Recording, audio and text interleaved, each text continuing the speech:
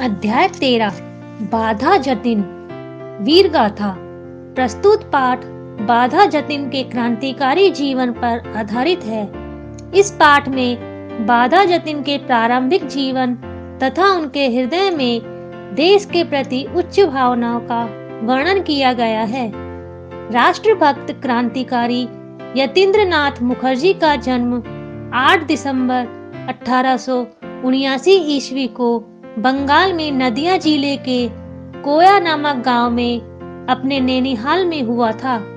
वे 5 वर्ष के थे तभी पिता उमेश चंद्र का साया उनके सिर पर से उठ गया।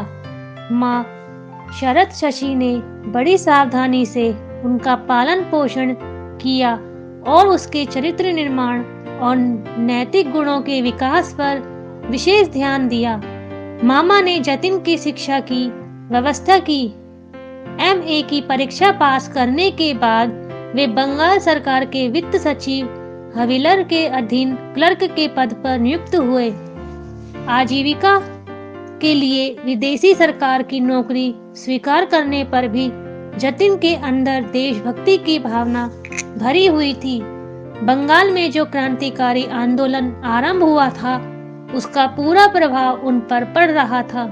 बंकिम चंद्र का प्रसिद्ध उपन्यास आनंद मठ प्रकाशित हो चुका था। यह उपन्यास और विशेष रूप से इनमें सम्मिलित वंदे मातरम गान क्रांतिकारियों का कंठहार बन गया था। जतिन आनंद मठ से बहुत प्रभावित थे। यतीन्द्रनाथ बाधा जतिन के नाम से कैसे प्रसिद्ध हुए, इसके पीछे एक बड़ी रोमांचक घटना है। 1906 ईस्वी की बात है। बंगाल के नदिया जिले के कोया गांव के आसपास एक बाघ ने बड़ा आतंक मचा रखा था। जब मौका मिलता वह पशुओं को उठा ले जाता, कभी कभी गांव वालों पर भी आक्रमण कर देता था। इससे चारों ओर भय का वातावरण व्याप्त था। युवा यतीन्द्र को लोगों की इस परेशानी का पता चला। उसने आओ देखा न ताओ एक लंबा चाकू हाथ में लेकर बाघ से भिड़ने के लिए निकल पड़ा। उसे गांव के निकट ही अकस्मात एक झाड़ी में बाघ दिखाई दिया। यतीन्द्र को देखते ही बाघ घुर्राया और उसकी ओर झपटा। यतीन्द्र तो तैयार ही था, वह बाघ से भिड़ गया। बाघ की घुर्राहट और यतीन्द्र की चीख सुनकर गांव के लोग भी उस ओर दौड़ पड़े। बाघ और यतीन्द्र की गुत्थम गुत्था देखकर वे स्तंभ रह गए। लेकिन उन्हें उस समय और भी आश्चर्य हुआ जब उन्होंने देखा कि घायल यतीन्द्र तो उठ खड़ा हुआ और बाघ उसके सामने जमीन पर पड़ा हुआ तड़प रहा है और अपनी अंतिम सांसें गिन रहा है।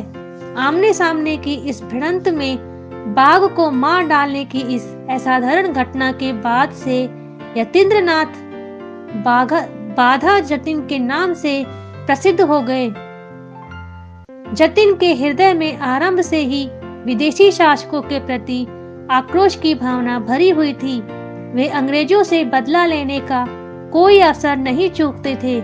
किसी भारतीय पर अत्याचार करते हुए किसी अंग्रेज को देखकर उनका खून खौल उठता था और वे उससे बदला लेने के लिए उतारू हो जाते थे। एक दिन बाधा जतिन कोलकाता के गोरा बाजार में खड़े थे। उन्होंने देखा कि सामने एक अंग्रेज भारतीयों पर कोड़े बरसा रहा है। स्त्री है, बच्चा है, वृद्ध है, पढ़ा लिखा है, इसकी परवाह किए बिना वह गिन गिन कर कोड़े मार रहा था। 30, 21, 32 यह अपमानजनक दृश्य भला जतिन कैसे देख सकते थे। उन्होंने झपटकर अंग्रेज के हाथ से कोड़ा छीन लिया और उसकी पीठ पर कोड़े बरसाने लगे। लो 33, 34, 35 अंग्रेज हक्का बक्का रह गया और उसने किसी तरह भागकर अपनी जान बचाई। अपनी राजसत्ता के मद में अंग्रेज भारतीयों को हीनता की दृष्टि से देखते थे और उन्हें अपमानित करने पर तुले रहते थे। एक दिन की बात है, वेल्स के राजकुमार की सवारी कोलकाता की एक सड़क से निकल रही थी। सड़क के दोनों ओर सैकड़ों स्त्री पुरुषों की भीड़ खड़ी थी। वहीं एक बग्गी में कुछ भारतीय महिलाएं भी बैठी थी। जतिन ने देखा कि कुछ अंग्रेज उस बग्गी की छत पर जा बैठे और नीचे पैर लटकाकर महिलाओं के साथ अभद्रता करने लगे। यह दृश्य देखकर जतिन अपने को रोक नहीं सके। वे झपटकर छत पर बैठे अंग्रेजों पर टूट पड़े और लोगों ने देखा कि वे अंग्रेज मुंह के बल धरती पर गिरे पड़े हैं। बाद में वे उठकर भाग खड़े हुए। एक भारतीय के हाथ मार खाने के कारण वे इतने लज्जित थे कि इस घटना की उन्होंने किसी से चर्चा तक नहीं की। ये कुछ घटनाएं जतिन के साहसपूर्ण जीवन की उदाहरण मात्र है। उनका तो पूरा जीवन ही ऐसी घटनाओं से भरा पड़ा है। इस कारण ही उस समय के क्रांतिकारियों के नेता महर्षि अरविंद ने उनकी भूरी भूरी प्रशंसा की थी। उनका कहना था कि जतिन का स्थान मानवता की सर्वोच्च श्रेणी में बना रहेगा। वे बड़े साहसी और निर्भीक स्वभाव के थे। उनके शरीर में अपार बल था। उन्हें व्यायाम करने, घंटों साइकिल चलाने, घुड़सवारी करने और शिकार करने का बड़ा शौक था। उनके साहस और निर्भीकता का पता इसी बात से चल जाता है कि 11 वर्ष की छोटी अवस्था में ही उन्होंने एक बिगड़ैल घोड़े को आसानी से वश में कर लिया था। समाज सेवा के कामों में भी जतिन की बड़ी रुचि थी। जहां भी किसी को संकट में देखते सहायता के लिए पहुंच जाते थे। उनकी इस सेवा भावना से भगिनी निवेदिता बड़ी प्रभावित हुई और उन्होंने जतिन की भेंट स्वामी विवेकानंद से कराई। जतिन के ऊपर सन्यासी भोलानाथ गिरी का भी प्रभाव पड़ा। भोलानाथ गिरी अपने शिष्यों में देश की स्वतंत्रता के लिए संघर्ष करने का मंत्र फूंकने के लिए प्रसिद्ध थे। जतिन ने उनसे दीक्षा ले ली थी। सन 1905 के बंगभंग विरोधी आंदोलन से प्रेरित होकर बंगाल में अनेक ग्रुप क्रांतिकारी संगठन बने। उनका उद्देश्य विदेशी सरकार के विरुद्ध अपनी समानांतर सरकार स्थापित करना था। इस आंदोलन में अरविंद घोष की बड़ी महत्वपूर्ण भूमिका थी। उन्होंने अपने विचारों के प्रचार के लिए युगांतर नाम की पत्रिका प्रकाशित की और इसी नाम का एक बड़ा क्रांतिकारी संगठन बनाया। इन सब कार्यों में जतिन अरविंद के प्रमुख सहयोगी थे।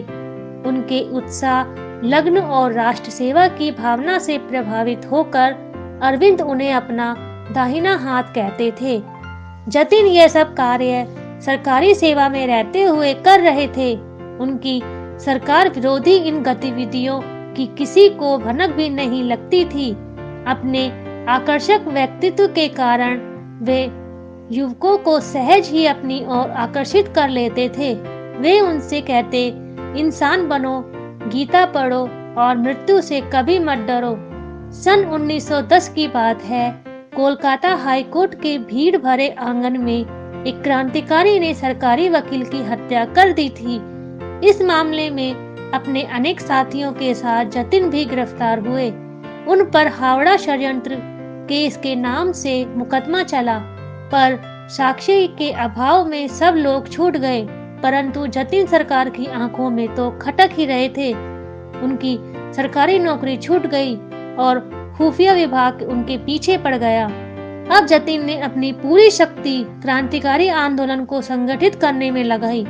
उन्होंने अनेक छोटे छोटे दलों को एक में मिलाया और उनके प्रयत्न से युगांतर पार्टी और भी सुदृढ़ हो गई।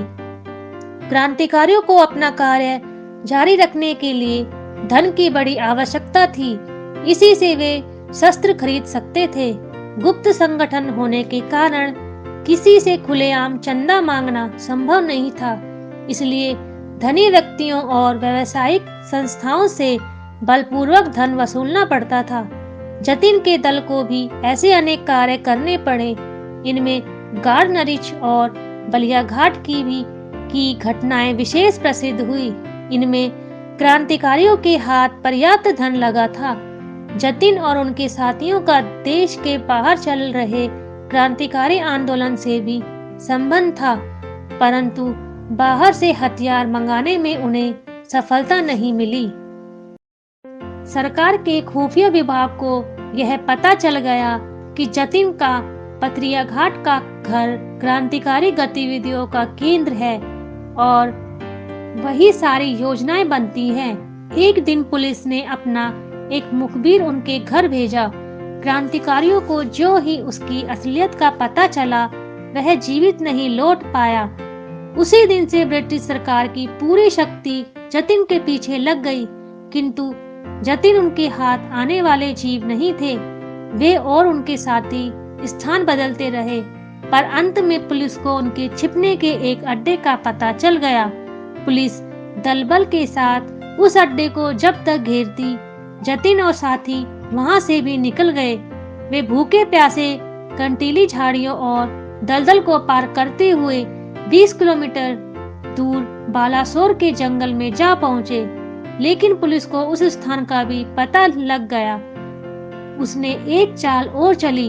आसपास के गांवों में यह झूठा प्रचार करा दिया कि जंगल में 4-5 डाकू छिपे हुए हैं। इस मिथ्या प्रचार के कारण गांव वाले धोखे में आ गए और वे भी पुलिस के साथ हो लिए।